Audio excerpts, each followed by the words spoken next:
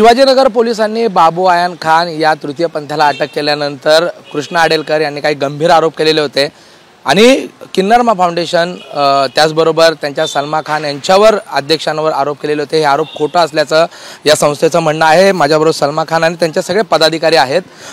सलमाजी, कृष्णा आडेलकर यांनी जे आरोप केले, बाबू आयन खानला अटक झालेली आहे, त्यांच्याबरोबर आणखीन 2 बांगलादेशींना अटक झालेली आहे, त्यानंतर हे आरोप करण्यात आले होते। काय तुमचं या सगळ्या संदर्भात म्हणणं आहे? कृष्णा आडेलकर तो स्वतः एक आरोपी आहे।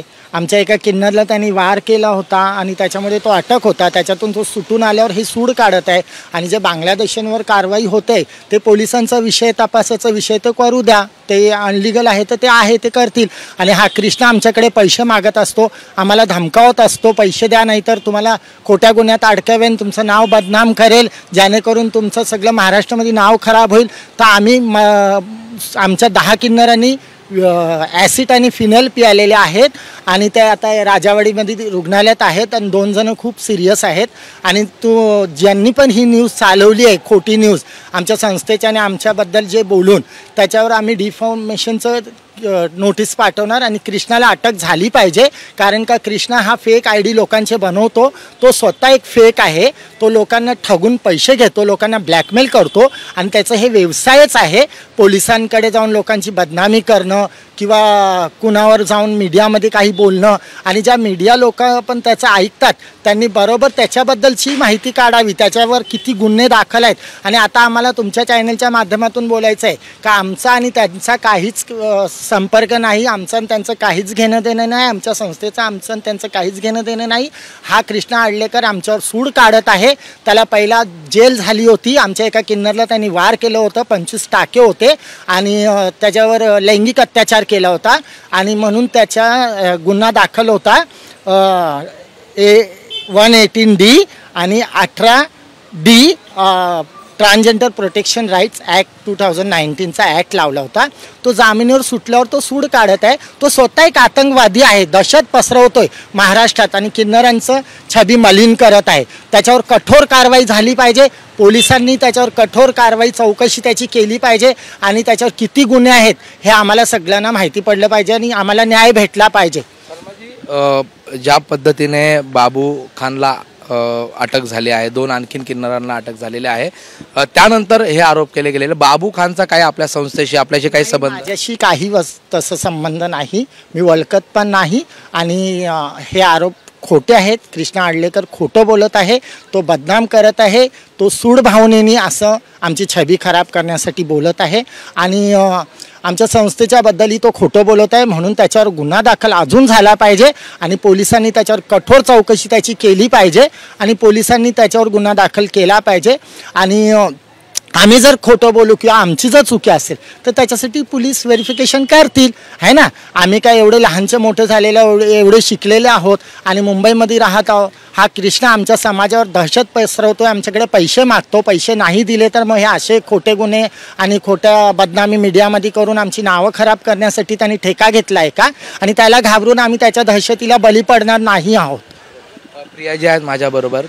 खरं तर बाबू आयन खान यामुळे महत्त्वाच्या 2 गोष्टी समोर आल्या। एक तर बांगलादेशी किन्नरांमुळे जे इथले किन्नर आहेत त्यांना कुठेतरी आता सगळ्या संशयाच्या घेऱ्यात घेतलं जात आहे, जे आरोप होत आहेत। काय तुम्ही इथे किन्नर समाजासाठी काम करताय, सगळी तुमची किन्नरमा संस्था अनेक वर्षापासून काम करते, ह्या बांगलादेशींच्या मुळे आता कुठेतरी खरे किन्नर देखील या ठिकाणी संशयाच्या घेऱ्यात आहेत, कसं पाहता याकडे जे आरोप होत आहेत? नाही, जे काही आरोप कृष्णाने केलेले आहेत ते तर एकदमच बिनबुडाचे आरोप आहेत। खरं तर एका व्यक्तिशः कोणाचं नाव घेताना आणि एखाद्या संस्थेचं नाव घेताना कोणत्याही पुराव्यानी अभावी बोलणं हे सगळ्यात पहिला मोठा गुन्हा आहे आणि त्यांनी तो गुन्हा केलेला आहे, तर त्याच्यावरती कारवाई झालीच पाहिजे। दुसरी गोष्ट ही की बांगलादेशी तृतीयपंथी आहेत तर ते पोलिसांचा तपास आहे आणि पोलिसांच्या तपासात जे काही निष्पन्न होईल ते समोर येईल आणि पोलीस त्याच्यावरती कारवाई करतात आणि त्यांनी पुढेही करावी, त्याच्यात आमचं काहीच घेणं देणं नाही। माझा सगळ्यात पहिला प्रश्न आहे की कृष्णाचा आणि तृतीयपंथीयांचा संबंध काय? त्याला आमच्या समाजाशी एवढं घेणं देणं कशासाठी आहे? आणि त्याला काय नक्की काय साध्य करायचं. काय तुम्हाला काय वाटतं, का का केलं जातं? खरं तर सगळ्यात पहिले तर काय आहे की आमच्याकडे काही तक्रारी पण पहिले आल्या होत्या की कृष्णा काही तृतीयपंथीयांना सिग्नलवरती भीक मागताना पकडतो, त्यांना मॉलेस करतो, त्यांच्याकडून जबरन पैसे वसुली करतो, अशा प्रकारच्या कंप्लेंट आमच्याकडे आल्या होत्या. आता आम्ही संस्था म्हणून तृतीयपंथीयांवर होणाऱ्या अत्याचारांवर रोख लावण्यासाठी आम्ही काम करत असतो आणि ते काम करत असताना आम्हाला सगळ्यांना मदत करणं गरजेचं आहे.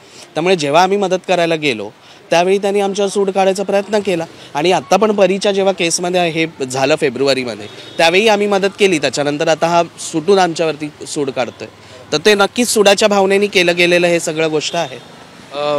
कृष्णा आडेलकर यांच्या आरोपाबरोबरच एक महत्त्वाचा प्रश्न हाच होता की मुख्यतः महाराष्ट्रात मुंबईमध्ये असलेले जे मूळ किन्नर आहेत, इथले महाराष्ट्रातले आहेत, जे भारतातले आहेत, बांगलादेशी किन्नरांच्यामुळे ह्या किन्नरांना संशयाच्या याच्यात घेतले झाले. तुमची संस्था किन्नरांसाठी मुख्यतः काम करते, तर संस्था म्हणून तुम्ही आता या सगळ्या स्थितीमध्ये कसं पाहता, कशा प्रकारे पुढे आज सगळं हे घेऊन जाणार आहात? कृष्णा आडेलकर यांच्यावर कारवाई झाली पाहिजे ही तुमची मागणी आहे, ती पोलिसांपर्यंत जाईल, पण ह्या सगळ्या स्थितीबद्दल पुढे काय करणार आहात? नाही, सगळ्यात पहिले तर अवेअरनेस हा फार गरजेचा असतो आणि कोणत्याही गोष्टीचा अवेअरनेस झाल्याशिवाय त्या गोष्टी समाजासमोर येत नसतात. त्यामुळे अवेअरनेस इज मस्ट. आणि दुसरी गोष्ट अशी आहे की एकतर कृष्णाची बेल जी झालेली आहे ती रिजेक्ट करणं, दुसरी गोष्ट म्हणजे ती कोर्टातूनच आम्ही हे करणार, आणि जी आमची बदनामी, आमच्या संस्थेची बदनामी, आमच्या अध्यक्षांची बदनामी करण्याचा जो प्रयत्न केला जातो आहे तर त्यासाठी आम्ही डिफेमेशन पण कोर्टामध्ये सबमिट केलेलं आहे ऑलरेडी आणि कोर्ट त्याच्यावरती कारवाई करेलच.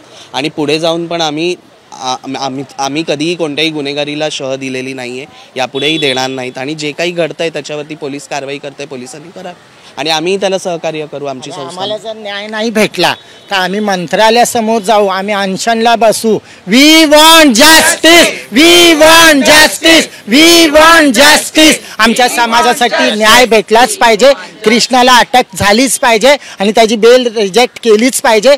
तो कुठल्या बेसिसवर असे खोटे आरोप लावतो, उद्या उठून तो कुणालाही काही बोलत सुटेल, त्याचं काय आहे?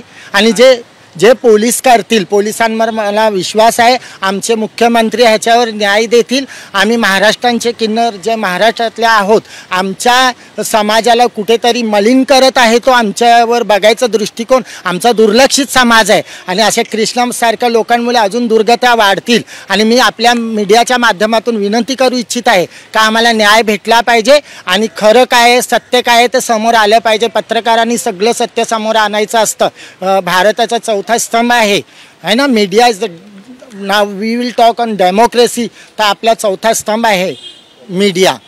खरं तर किन्नरमा ही संस्था आपण कोविडच्या काळामध्ये बघितलं, आजूबाजूच्या स्थितीमध्ये ज्या वेळेस समाजामध्ये काही प्रश्न उभे राहतात त्यावेळेस किन्नरमा फाउंडेशन, ह्या संस्थेचे पदाधिकारी, हे सगळे किन्नर समाजाची पदाधिकारी त्या ठिकाणी आपल्याला पाहायला मिळालेले होते. ज्या पद्धतीने कृष्णा आडेलकर यांनी त्यांच्यावर आरोप लावलेले ते सगळे आरोप त्यांनी खोडून टाकलेले आहेत. आणि सगळ्यात महत्त्वाचं म्हणजे या संपूर्ण प्रकरणी कृष्णा आडेलकर यांच्यावर कारवाई झाली पाहिजे.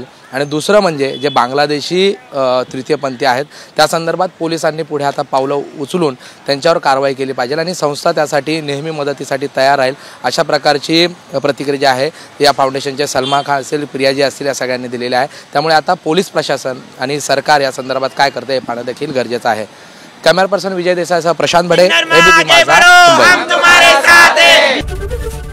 एबीपी माझा, उघडा डोळे बघा नीट.